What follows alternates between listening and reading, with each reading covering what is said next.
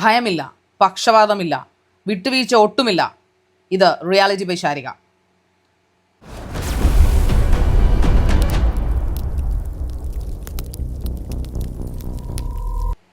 കഴിഞ്ഞ ദിവസം ഒരു അഭിമുഖം ഞാൻ കാണുകയുണ്ടായി. ആരാണ് ഈ സനൽകുമാർ ശശിധരൻ? ആരാണ് മഞ്ജു വാര്യർ എന്ന് ചോദിക്കുമ്പോൾ നിങ്ങൾ ഞെട്ടും. പക്ഷെ ആരാണ് ഈ സനൽകുമാർ ശശിധരൻ എന്ന് ചോദിച്ചാൽ മിക്കവരും ഞെട്ടത്തില്ല. കാരണം അറിയില്ല ആരാണ്. മഞ്ജു വാര്യരെ 3 കോടി ജനതയ്ക്കും അറിയാം, മലയാളികൾക്ക്.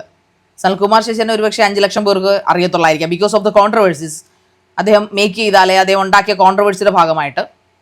അദ്ദേഹത്തിൻ്റെ കോൺട്രവേഴ്സി എന്ന് പറഞ്ഞാൽ അദ്ദേഹം മഞ്ജു വാര്യരുടെ പുറകെ കുറച്ച് കാലങ്ങളായിട്ട് നടക്കുന്നത്, അവരെ സ്റ്റോക്ക് ചെയ്തതിൻ്റെ പേരിൽ, അവരോട് പ്രണയാഭ്യർത്ഥന നടത്തിയതിൻ്റെ പേരിൽ, അവർക്ക് വാട്സപ്പ് മെസ്സേജുകൾ അയച്ചതിൻ്റെ പേരിൽ അയാൾ അറസ്റ്റ് ചെയ്യപ്പെടുകയും പിന്നീട് ജാമ്യത്തിൽ വിടുകയും പിന്നീട് കുറച്ച് നാൾ US അങ്ങനെ നിരന്തരം മഞ്ജു വാര്യരോടുള്ള അയാൾ എഴുതുന്ന പോസ്റ്റുകളിലൊന്നും അയാൾ പറയുന്നത് മഞ്ജു വാര്യരുടെ ജീവൻ അപകടത്തിലാണ്, മഞ്ജു വാര്യരുടെ മകളുടെ ജീവൻ അപകടത്തിലാണ്, മഞ്ജു വാര്യരുടെ ആരെയാണോ മഞ്ജു വാര്യർ പേടിക്കുന്ന അവരുടെ കൂട്ടത്തിലാണ് മഞ്ജു വാര്യർ ഇപ്പോഴും കഴിയുന്നത്, മഞ്ജു വാര്യർ എപ്പോൾ വേണമെങ്കിലും കൊല്ലപ്പെടാം, ഇങ്ങനെയൊക്കെയാണ് പറയുന്നത്. നമ്മുടെ നാട്ടിലെ വളരെ പ്രശസ്തയായിട്ടുള്ള 10-14 വർഷത്തോളം സിനിമയിൽ നിന്ന് ഗ്യാപ്പ് എടുത്തിട്ട് പോലും വളരെ പ്രശസ്തമായ രീതിയിൽ ഹാർഡ് വർക്ക് ചെയ്ത് തിരിച്ചു വന്ന, എനിക്ക് തോന്നുന്നില്ല മറ്റൊരു നടിയും ആഫ്റ്റർ ദ മാരേജ്, ഈവൻ ഡിവോഴ്സിന് ശേഷവും നായികാ സ്ഥാനം നിലനിർത്തുകയും അതിൽ കണ്ടിന്യൂസ് ആയിട്ട് വിക്ടറി നേടുകയും അതിൽ നിന്ന് 400 രൂപയിൽ നിന്ന് 400 കോടി അല്ലെങ്കിൽ പോട്ടെ 400 കോടി വേണ്ട, അതിലും 40 കോടി അല്ലെങ്കിൽ 4 കോടിയെങ്കിലും ആസ്തിയുള്ള ഒരു വ്യക്തിയായി മാറി, 40 കോടി ആസ്തിയുള്ള ഒരു വ്യക്തിയായി മാറുകയും ചെയ്യപ്പെടുന്ന ഒരു ചില്ലറ കാര്യമല്ല. സിനിമ എന്ന കരിയറിലൂടെ സാധാരണ കല്യാണം കഴിച്ചു പോയി കഴിഞ്ഞാൽ സിനിമാ ജീവിതം പൂർണ്ണമായും അവസാനിക്കും. തിരിച്ചു വന്നാലും ചേച്ചി വേഷമോ അമ്മ വേഷമോ ആൻറ്റി വേഷമോ ഒക്കെ ചെയ്യുക എന്നുള്ളതാണ്. പക്ഷെ അതിൽ നിന്ന് വ്യത്യസ്തയാണ് മഞ്ജു വാര്യർ, വ്യത്യസ്തയായിരുന്നു. ഇപ്പോഴും വ്യത്യസ്തമായ വേഷങ്ങൾ ചെയ്യുന്നു. ഞാനും അവരുടെ കട്ട ഫാനാണ്. പക്ഷേ ഈ സനൽകുമാർ ശശിധരൻ എന്ന് പറഞ്ഞ സംവിധായകൻ, അദ്ദേഹത്തിൻ്റെ പ്രൊഫൈൽ സിനിമാ സംവിധായകനാണ്. ഒരു മഞ്ജു വാര്യർ സിനിമ അയാൾ ചിത്രീകരിച്ചിട്ടുണ്ട്. 2ാമത്തെ സിനിമ ചെയ്തുകൊണ്ടിരിക്കുന്ന സമയത്താണ് അയാൾക്ക് മനസ്സിലായത് അവരൊരു ട്രാപ്പിലാണെന്നും അവർ പലരുടെയും ഒരു എന്താ പറയുക റൂളിലാണ് ജീവിക്കുന്നതെന്നും അവരുടെ മാനേജർ ഉൾപ്പെടെ അവരെ ത്രെട്ട് ചെയ്യുന്ന ഒരാളാണെന്നും ഒക്കെ പറഞ്ഞ് അയാൾ ഒരുപാട് അലിഗേഷൻസ് ഉണ്ടാക്കി. മഞ്ജു വാര്യർ അയാൾക്കെതിരെ കേസ് പലവട്ടം കൊടുത്തു. പലവട്ടം കേസ് കൊടുത്ത ഒരാൾ, പിന്നെ പലരും പറയുന്നുണ്ട് അയാൾക്ക് തലയ്ക്ക് എന്തോ കുഴപ്പമുണ്ട്, അയാൾക്ക് ഹാലൂസിനേഷനിലാണ്. അങ്ങനെ ഹാലൂസിനേറ്റഡ് ആയിട്ടുള്ള ഒരാളെ ഇന്റർവ്യൂ നടന്നിരിക്കുന്ന ചാനൽ എന്ന് പറയുന്നത് News 18 എന്ന് പറഞ്ഞ പ്രമുഖമായിട്ടുള്ള സാറ്റലൈറ്റ് മീഡിയയിലാണ്. അത് ന്യൂസ് ചാനലിലാണ് വന്നിരിക്കുന്നത്, ഒരു പ്രമുഖ മാധ്യമം. News 18ന്റെ ക്രെഡിബിലിറ്റിയാണ് അപ്പോൾ ഇവിടെ ചോദ്യം ചെയ്യപ്പെടേണ്ടത്. തലയ്ക്ക് സ്ഥിരതയില്ലാത്ത സുഖമില്ലാത്ത ആൾക്കാരെ വിളിച്ചിരുത്തി എന്തായാലും News 18ന്റെ അധികൃതർ ഇന്റർവ്യൂ നടത്തുമെന്ന് ഞാൻ കരുതുന്നില്ല. അവരിപ്പോൾ ഇതൊരു ബോംബാണ്, ഒരു ന്യൂസ് ബോംബാണ്. ഇത് കുറച്ച് നാൾ കത്തും.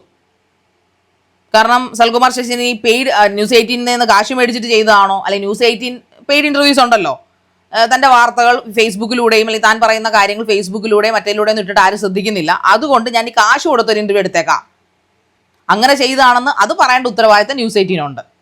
കാരണം പറയുന്നത് മഞ്ജു വാര്യരെ കുറിച്ചാണ്, പ്രശസ്തയായ ഒരു നടിയെക്കുറിച്ചാണ്. ഇന്ന് പോലും നമ്മുടെയൊക്കെ ഒരു കാഴ്ചപ്പാടിൽ ഒരാളെ കുറിച്ച് പോലും മോശം സംസാരിക്കാത്ത, ഡിവോഴ്സായി പോയ സ്വന്തം ഭർത്താവിനെ കുറിച്ച് പോലും ഖമ എന്നൊരു മോശം അർത്ഥം വരുന്ന വാക്ക് പറയാത്ത കുലീനയായ ഒരു സ്ത്രീയായിട്ടാണ് നമ്മൾ മഞ്ജു വാര്യരെ കാണുന്നത്. ഇത് കുലീനയായ ഒരു ആർട്ടിസ്റ്റ്, അവരങ്ങനെ തന്നെ ആയിരിക്കട്ടെ എന്ന് ഞാൻ വിശ്വസിക്കുന്നു.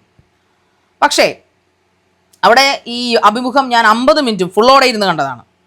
അതിൽ സനൽകുമാർ പറയുന്ന പല കാര്യങ്ങളും നമുക്ക് ഡൈജസ്റ്റഡ് ആവത്തില്ല. അത് ആ പറയുന്ന അവതാരകന് പോലും, ആ ജേർണലിസ്റ്റിന് പോലും ഡൈജസ്റ്റഡ് ആയില്ല. പലവട്ടം അയാൾ അത് ഖണ്ഡിക്കുന്നുണ്ട്. നിങ്ങൾ പറയുന്നത് ശരിയായിട്ട് എന്തിനാണ് നിങ്ങൾ അവരുടെ പുറകെ പോകുന്നത് എന്നൊക്കെ പല ചോദ്യങ്ങളും അയാൾ ചോദിക്കുന്നുണ്ട് അതിനകത്ത്. അപ്പോൾ ഇയാളുടെ ഒരു വാദം എന്ന് പറയുന്നത്, അവർ സിനിമയുടെ ചിത്രീകരണ വേളയിൽ പരിചയപ്പെട്ടു, പരസ്പരം അടുത്തു, നല്ല സുഹൃത്തുക്കളായി. പിന്നെ 2ാമത്തെ സിനിമ തീരുമാനിക്കുന്നു. അങ്ങനെ അവർ പരസ്പരം നമ്പറുകൾ കൈമാറുന്നു, നല്ല സുഹൃത്തുക്കളായി തീരുന്നു. പിന്നീട് എപ്പോഴോ പ്രണയത്തിലാകുന്നു. പ്രണയത്തിൽ പോലും സ്വന്തം ഐഡന്റിറ്റിയും സ്വന്തം വോയിസും ഡ്യൂപ്ലിക്കേറ്റ് ചെയ്തുകൊണ്ട്, അല്ലെങ്കിൽ അതായത് സ്വന്തം ഐഡന്റിറ്റി അല്ലെങ്കിൽ സ്വന്തം സൗണ്ട് വരെ ഫേക്ക് ചെയ്തുകൊണ്ടാണ് അവർ അയാളോട് സംസാരിച്ചുകൊണ്ടിരുന്നത്. അതിൻ്റെ കാരണം അവർ പറയുന്നുണ്ട്. അയാൾ വിശ്വസിച്ചൊരു കാരണം എന്ന് പറഞ്ഞാൽ, അല്ലെങ്കിൽ സംസാരിച്ചെന്ന് പറഞ്ഞാൽ ഓൺ ദ സ്പോട്ട് അവർ കൊല്ലപ്പെടും. പക്ഷേ അവർക്ക് അയാളോട് സംസാരിക്കണമെന്ന് ആഗ്രഹമുണ്ട്. Devar love, one sided love ആണെന്ന് ചോദിച്ചു കഴിഞ്ഞാൽ അതും അല്ലെന്ന് അയാൾ പറയുന്നുണ്ട്. അത് ആ അവതാരകൻ ചോദിക്കുന്നത്, ഇതൊരു വൺ സൈഡഡ് ലവ് ആണോ? സനൽകുമാർ പ്രണയത്തിന് കണ്ണില്ല, ആർക്കും ആരെയും പ്രണയിക്കാം. ഇപ്പം പറയുന്ന പോലെ അവരുടെ മുൻ ഭർത്താവ് പിരിഞ്ഞു കഴിഞ്ഞ് കുറച്ച് നാളുകൾക്ക് ശേഷം അയാളുടെ കാമുകി എന്ന് അലിഗേഷൻസ് ഉണ്ടായിരുന്ന സിനിമാ നടിയെ വിവാഹം കഴിക്കുകയും അപ്പോൾ അതിൽ കുട്ടിയും ചട്ടിയും ഒക്കെ ആയിട്ട് സുഖകരമായിട്ട് ജീവിക്കുന്നു.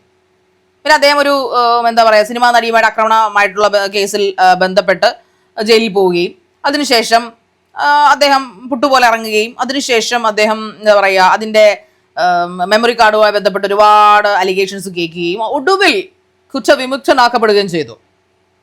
നമ്മുടെ ലോ ആൻഡ് ഓർഡറിൻ്റെ കാര്യം ഞാനീ പറയുന്നത്.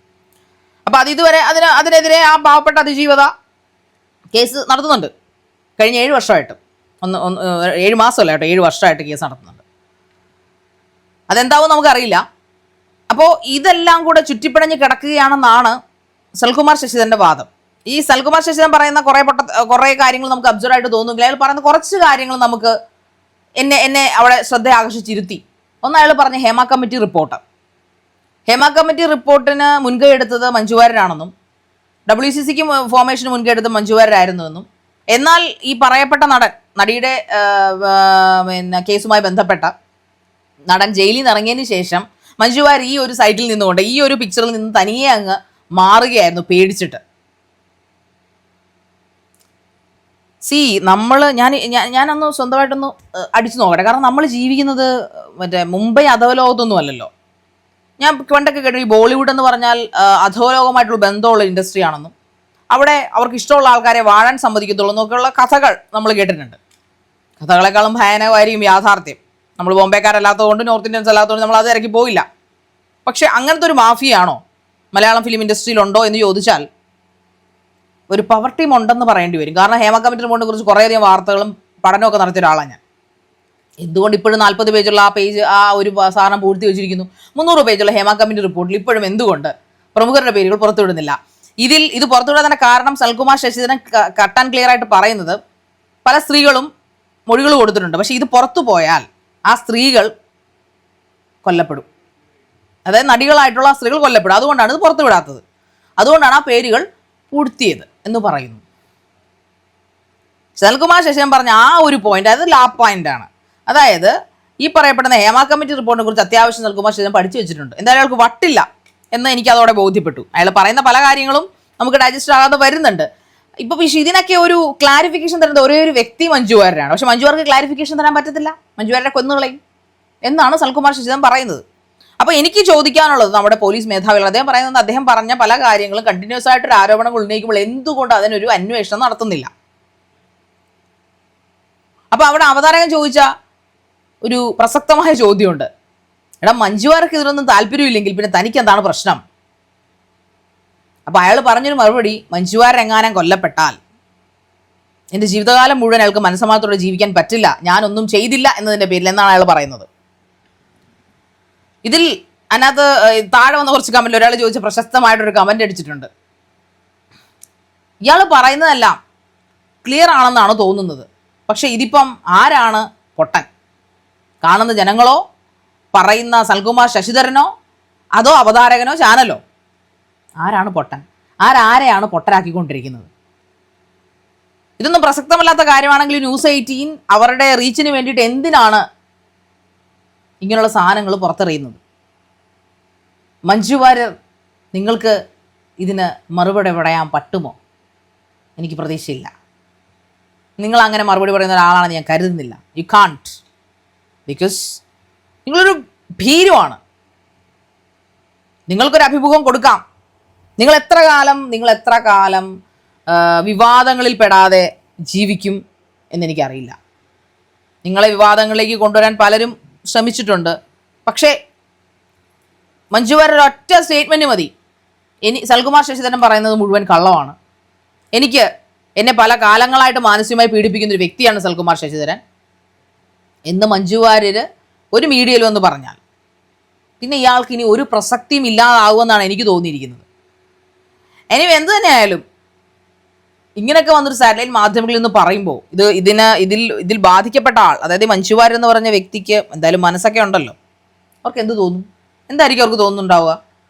തന്നെ രക്ഷിക്കാൻ ഒറ്റയാൾ പോരാട്ടമായി ഇറങ്ങിയിരിക്കുന്ന ഒരു സംവിധായകൻ, അയാളത് ചെയ്യട്ടെ, അയാൾക്ക് ചെയ്യാൻ പറ്റുന്നത് ചെയ്യട്ടെ എന്ന മൗനാനുവാദമാണോ മഞ്ജു വാര്യരോട് കൊടുക്കുന്നത്? അത്രയ്ക്ക് വലിയ ത്രെട്ടിലാണോ മഞ്ജു വാര്യർ നിങ്ങൾ ജീവിക്കുന്നത്? അത്രയ്ക്ക് ഭീകര അന്തരീക്ഷത്തിലാണോ നിങ്ങൾ തുടരുന്നത്? പക്ഷെ ഇതിന് സത്യാവസ്ഥ പുറത്തു വരണ്ടേ? ആര് കൊണ്ടുവരും? അല്ലെങ്കിൽ ന്യൂസ് 18 പറയട്ടെ. നിങ്ങൾ ഇതിൻ്റെ സത്യാവസ്ഥ പുറത്തു കൊണ്ടുപോകാം. എന്തായാലും നിങ്ങൾ സൽകുമാറിനെ പിടിച്ചിരുത്തി ഇൻ്റർവ്യൂ ചെയ്തു. ഈ പിന്നെ ഒരു ഇൻവെസ്റ്റിഗേഷനായിട്ട് നിങ്ങൾക്ക് തുടങ്ങുക. ഞങ്ങൾ സത്യമൊക്കെ ഒന്ന് അറിയട്ടെന്നേ. ഇല്ലെങ്കിൽ പിന്നെ കാലാകാലങ്ങളിൽ ഞങ്ങൾ ആട്ടം കാണുന്ന പോലെ ഇരുന്ന് കാണണ്ടേ? എന്തെങ്കിലും ഒന്ന് ചെയ്യടേ. കഷ്ടം.